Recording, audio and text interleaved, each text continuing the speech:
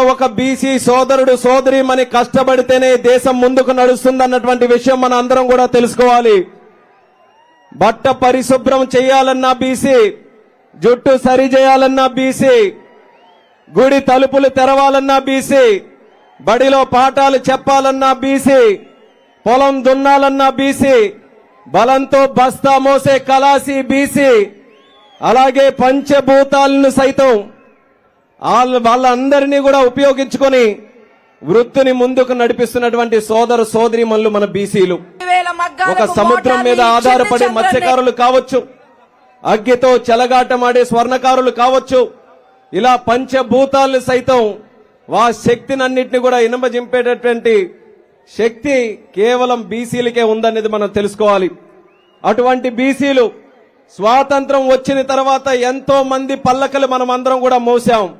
కానీ